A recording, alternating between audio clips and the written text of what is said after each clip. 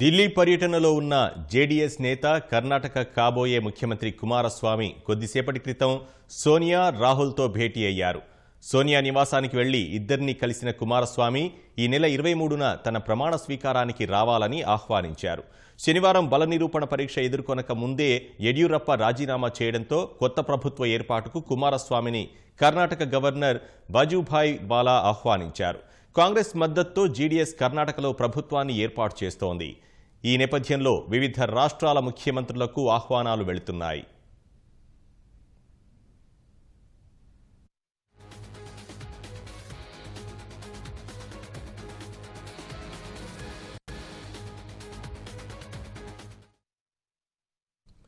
ఢిల్లీ పర్యటనలో ఉన్న జేడీఎస్ నేత కర్ణాటక కాబోయే ముఖ్యమంత్రి కుమారస్వామి కొద్దిసేపటి క్రితం సోనియా రాహుల్తో భేటీ అయ్యారు.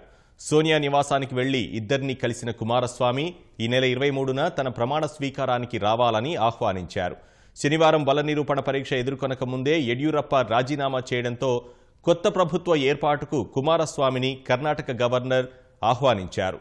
కాంగ్రెస్ మద్దతుతో జేడీఎస్ కర్ణాటకలో ప్రభుత్వాన్ని ఏర్పాటు చేస్తోంది. ఈ నేపథ్యంలో వివిధ రాష్ట్రాల ముఖ్యమంత్రులకు ఆహ్వానాలు వెళ్తున్నాయి.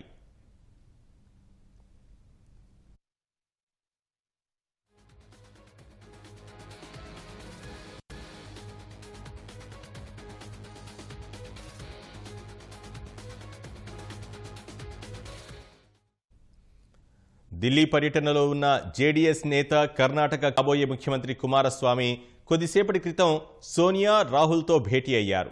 సోనియా నివాసానికి వెళ్లి ఇద్దరిని కలిసిన కుమారస్వామి ఈ నెల 23న తన ప్రమాణ స్వీకారానికి రావాలని ఆహ్వానించారు. శనివారం బల నిరూపణ పరీక్ష ఎదుర్కొనక ముందే యడ్యూరప్ప రాజీనామా చేయడంతో కొత్త ప్రభుత్వ ఏర్పాటుకు కుమారస్వామిని కర్ణాటక గవర్నర్ వజుభాయ్ వాలా ఆహ్వానించారు. కాంగ్రెస్ మద్దతుతో జేడీఎస్ కర్ణాటకలో ప్రభుత్వాన్ని ఏర్పాటు చేస్తోంది.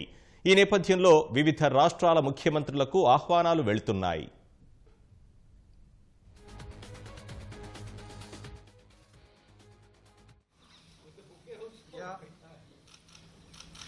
Yeah.